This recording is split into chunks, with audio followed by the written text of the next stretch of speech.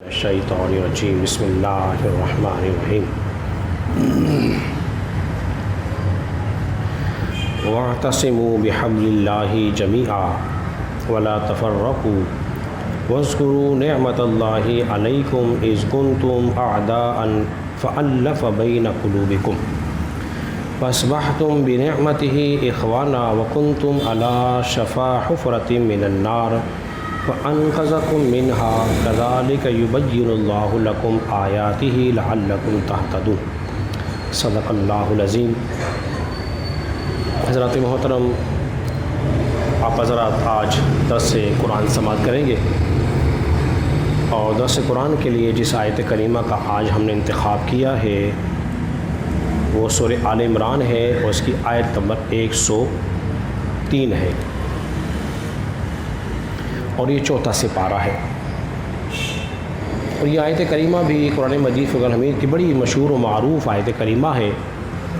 کم پڑھے لکھے لوگ بھی اس آیت کے ترجمے سے بخوبی واقف ہیں، اور روزمرہ ان باتوں کا لوگ دوران گفتگو میں اس کا اظہار کرتے ہیں۔ وہ کیا ہے؟ وَاعْتَصِمُوا بِحَبْلِ اللَّهِ جَمِيعًا، کہ تم اللہ کی رسی کو مضبوطی کے ساتھ پکڑے رکھو، اور ولا تفرقوا، اور تفرقے میں نہ پڑھو۔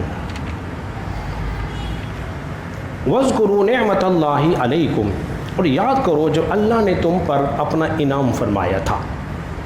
وَإِذْ كُنْتُمْ أَعْدَاءً، جب کہ تمہارے دلوں میں ایک دوسرے کی نفرت تھی، تو دشمن تھے۔ فَأَلَّفَ بَيْنَ قُلُوبِهِمْ، تو اللہ نے تمہارے دلوں کے اندر محبت کو پیدا فرما دیا تھا۔ اب اس کی وجہ کیا بنی؟ یہ آیت کریمہ کیوں نازل ہوئی؟ اس کو سمجھنے کی کوشش کرتے ہیں کہ کیوں فرمایا تھا اللہ نے کہ تم اللہ کی رسی کو مضبوطی کے ساتھ تھام لو۔ کیوں فرمایا تھا؟ مدینے میں دو بڑے قبیلے تھے، ایک قبیلے کا نام تھا اوس، ایک کا نام تھا خزرج، اور دو قبیلے اور تھے، ایک کا نام تھا بنو نذیر، اور ایک کا کوئی اور نام تھا بنو قریظہ۔ یہ بڑے قبیلے تھے۔ ہوا یہ کہ ان میں جب اللہ نے فرمایا نا وَاذْكُرُوا نِعْمَتَ اللَّهِ عَلَيْكُمْ، اور اللہ کا احسان یاد کرو، وہ احسان کیا تھا کہ اوس اور بنی خزرج کے اندر 120 سال تک لڑائی رہی، 120 سال تک۔ پھر یہ ہوا کہ زمانے جاہلیت سے نکل کر یہ لوگ مسلمان ہوئے، اور رسول اللہ صلی اللہ علیہ وسلم پہ ایمان لائے، اور حضور پر ایمان لانے کی برکت یہ ہوئی کہ ان کے دلوں میں جو نفرت تھی وہ محبت میں بدل گئی، جو نفرت تھی وہ محبت میں بدل گئی۔ فَأَصْبَحْتُمْ بِنِعْمَتِهِ إِخْوَانًا، اور اس نے تمہیں آپس میں بھائی بھائی بنا دیا۔ وَكُنْتُمْ عَلَى شَفَا حُفْرَةٍ مِّنَ النَّارِ، حالانکہ تم اپنے گناہوں کے سبب سے جہنم کے کناروں پہ پہنچ چکے تھے۔ فَأَنْقَذَكُم مِّنْهَا، اس نے تمہیں بچا لیا، یعنی کہ تم ایمان لے آئے تو تم جہنم کی آگ سے بولے کیا ہوئے؟ بچ گئے۔ كَذَلِكَ يُبَيِّنُ اللَّهُ لَكُمْ آيَاتِهِ لَعَلَّكُمْ تَهْتَدُونَ، اللہ تبارک و تعالیٰ اپنی آیتیں تمہیں ایسی بیان فرماتا ہے تاکہ تم ہدایت حاصل کر سکو۔ ہوا یہ کہ ایک یہودی تھا، انہیں دیکھا کہ مسلمانوں کے دو قبیلے اوس اور خزرج کے لوگ مسجد نبوی کے اندر بیٹھ کر بڑی پیار محبت کی باتیں کر رہے ہیں، بڑی محبت کے ساتھ بیٹھے ہوئے ہیں۔ تو اسے وہ یہ دیکھا نا کہ یہ تو 120 سال تک لڑتے رہے، جنگ تھی، اور آج بڑی محبت کے ساتھ بیٹھ کے باتیں کر رہے ہیں، تو وہ جل گیا، اور اس نے اٹھ کر، اس کا نام تھا ساس بن قیس، وہ اٹھا، اس نے اٹھ کر وہ باتیں شروع کر دی جو زمانے جاہلیت کی باتیں تھیں، زمانے جاہلیت کی باتیں تھیں، وہ نفرت والی باتیں جب اس نے شروع کی تو یہاں دونوں جو قبیلے کے سردار، جو لوگ معزز لوگ موجود تھے، آپس میں بڑھ پڑے، اور آپس میں ان کی لڑائی چھڑ پڑی۔ وہاں رسول اللہ صلی اللہ علیہ وسلم کو خبر ملی تو نبی پاک علیہ الصلوۃ والسلام تشریف لائے، اور تشریف لانے کے بعد ان کے درمیان صلح کرا دی، ان کی جو نفرت کی آگ لگ رہی تھی اس کو دوبارہ سے آپ نے بجھا دیا۔ اللہ نے فرمایا وَاعْتَصِمُوا بِحَبْلِ اللَّهِ جَمِيعًا، اے لوگوں اللہ کی رسی کو مضبوط یا تھامے رکھو، اب سمجھ میں آئی اس بات کی کیوں کہا تھا؟ لڑو نہیں، مضبوط ساتھ تھا میرے کو، ولا تفرقوا، تفرقے میں نہ پڑو۔ یہودی جو تھے وہ یہ چاہتے تھے کہ مسلمانوں کو مختلف جماعتوں میں بانٹ ڈالیں، جس طرح یہودی بٹے ہوئے ہیں۔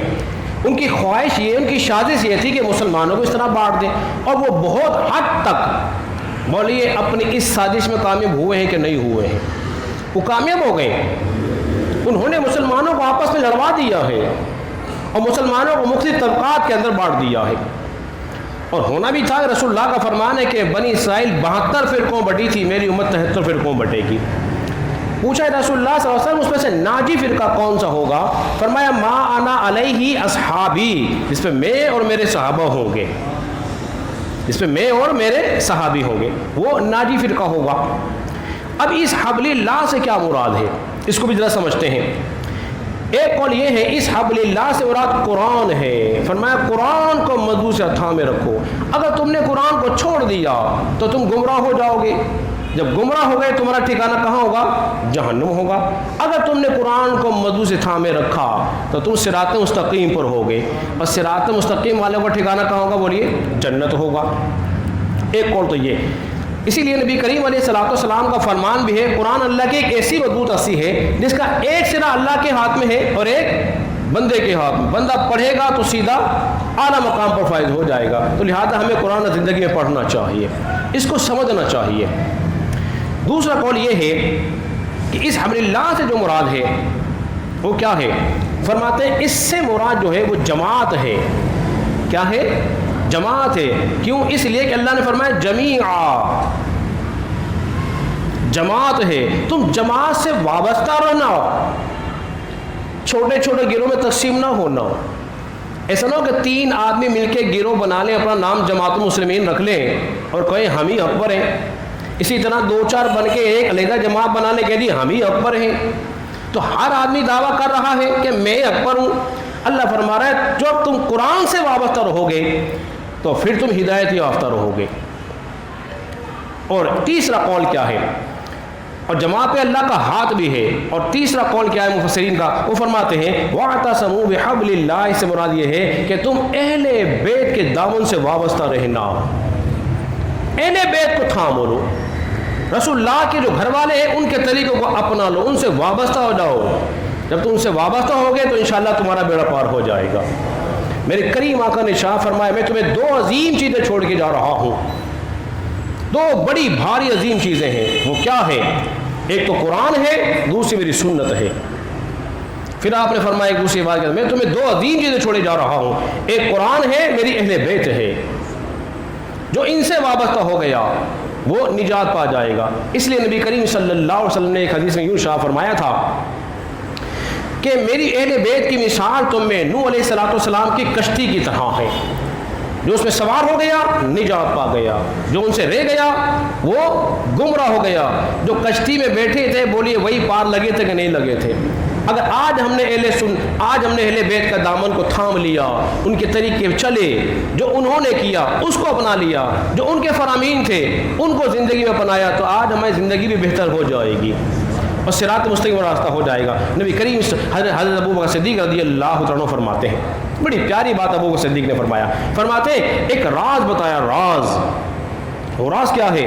صدیق اکبر رضی اللہ عنہ فرماتے ہیں جانتے ہو اگر تم چاہتے ہو نا کہ رسول اللہ راضی ہو جائیں، حضور تم سے خوش ہو جائیں، جانتے ہو امام بخاری حدیث کو لے کر آئے، فرماتے ہیں ابو بکر صدیق رضی اللہ عنہ نے شاہ فرمایا رسول اللہ کی خوشنودی یہ ہے کہ اس کے گھر والوں سے محبت کی جائے، اہل بیت سے محبت کی جائے، اہل بیت کی محبت میں جیا جائے، اہل بیت کی محبت میں مرا جائے۔ تو یہ نہیں ہو سکتا اہل بیت کی محبت میں تو ایک کو لے لیا جائے اور 3 کو چھوڑ دیا جائے، ایسا نہیں ہو سکتا۔ اور نہ 3 کی وجہ سے 1 کو چھوڑ سکتے، نہ 3 کی وجہ سے 1 کو چھوڑ سکتے، اور نہ 1 کی وجہ سے 3 کو چھوڑ سکتے۔ ہمارا دامن بہت وسیع ہے، ہمارے دامن میں تینوں کی محبت بھی ہے، علی کی محبت بھی ہے، اہل بیت کی محبت بھی ہے، اولیاء اللہ کی محبت بھی ہے، سب کی محبتیں ہمارے دل کے اندر ہے، اور ہمارا دامن ان سے وابستہ ہے، اور ہم ان کے ہی طریقے میں نقش قدم پہ چل رہے ہیں، تبھی تو انشاءاللہ ہدایت پائیں گے۔ آخری بات کر کے اپنی گفتگو ختم کرتا ہوں۔ نبی کریم صلی اللہ علیہ وسلم کی گود میں امام حسن تھے، آپ خطبہ شاہ فرما رہے تھے، امام حسن بیٹھے ہوئے ہیں، حضور صلی اللہ علیہ وسلم نے فرمایا میرا یہ بیٹا جو ہے سردار ہے، کیا فرمایا؟ میرا بیٹا سردار ہے، اور یہ ان قریب مسلمانوں کی 2 بڑی جماعتوں کے اندر صلح کرائے گا، ان قریب مسلمانوں کی 2 بڑی جماعتوں میں کیا کرائے گا؟ صلح کرائے گا۔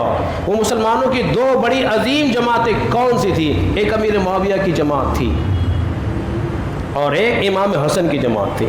امام حسن سبکدوش ہو گئے، آپ نے خلافت سونپ دی کس کو؟ امیر معاویہ رضی اللہ عنہ کو۔ تو اس طرح 2 مسلمان کی جو بڑی جماعت تھی ان کے درمیان آپ نے صلح کرا دی۔